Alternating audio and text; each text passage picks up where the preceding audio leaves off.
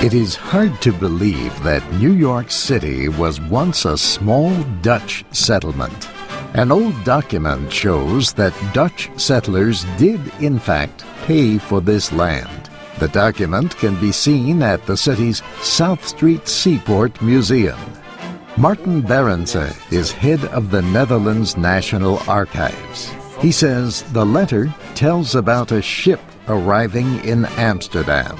The ship's operator said, "The settlement is going well, and we bought the island of Manhattan for 60 guilders."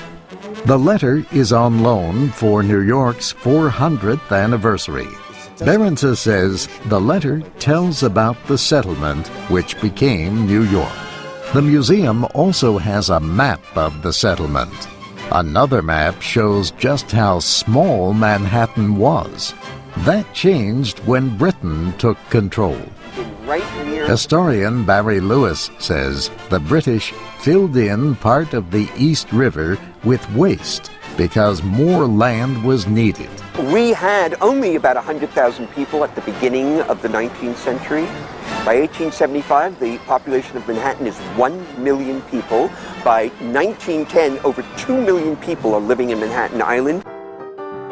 The Brooklyn Bridge was built in 1883, so people could move to Long Island, where land was less costly. Lewis says people crossed the East River by carriage or boat, or they walked across the bridge. He says New York's underground trains led to the development of land in areas far from the center of the city. Many businesses needed to be in Manhattan, so developers started building up, creating the skyscraper. People were afraid it would fall down in the first windstorm, and anyone who had property in the commercial buildings next to it, they were terrified that nobody would rent in their buildings because that thing was next door.